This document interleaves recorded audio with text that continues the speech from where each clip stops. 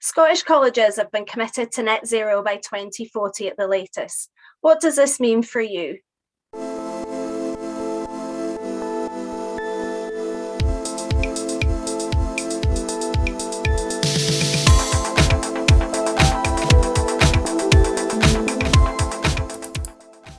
So what is meant by delivering a green curriculum? A green curriculum allows students to connect with the natural world and learn how their daily lives impact the environment. It includes delivering knowledge and understanding, as well as practical applications on topics such as renewables, carbon footprints, and sustainable behaviours that equip them to deal with the environmental challenges we face. Sustainable skills can be promoted in any subject area. You can review course content and materials to explore how they could be included in your delivery. Green content should be coupled with practical activities. Choose sustainable resources for lessons, encourage students to take part in projects within the college and/or community, and include discussion and debate around the content you're delivering.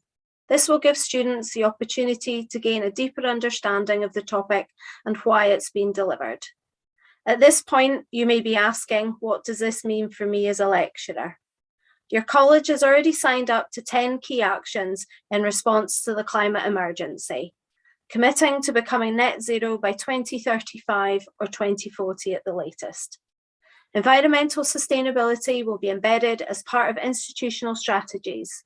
Staff, students, employers, and communities will be educated on the impact their daily lives and working practices have on the environment. You will have a responsibility to work with your college to meet these commitments. Delivering a green curriculum and practicing sustainability within your delivery is the best way to do this.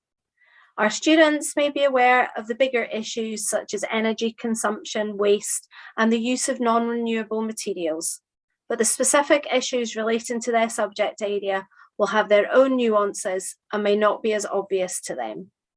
Lecturers are tasked with making students aware of and understand issues around sustainability related to their industries. These are important now, but will be more so in the future. The question now is, where do I begin? My area of expertise is horticulture, one of the land-based industries. And although rooted in nature, land-based industries are well known for intensive resource usage, as well as environmentally unfriendly practices. For example, ornamental cut flower production has high energy consumption as it requires glass houses to be heated for much of the year to produce flowers out of season. We teach our students about these practices and others, giving them the knowledge to understand why they're not sustainable and what alternatives are available.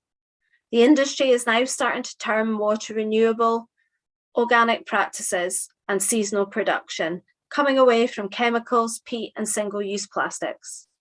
We have embedded these into our practical activities. For example, we have reduced the level of peat compost used, opting instead for soil sterilisation.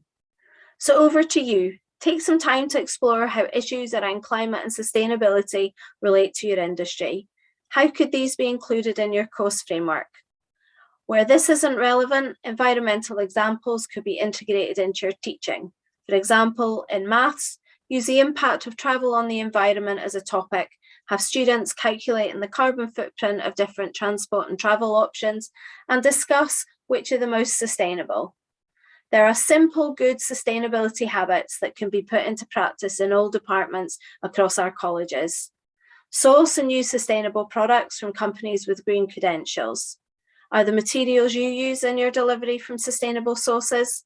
Have they come from companies who believe it's important to protect the natural environment? If they aren't, this is a chance to work with your students to find alternative sources that do have green credentials. Where possible, buy locally to reduce transport, for example, food products needed for hospitality.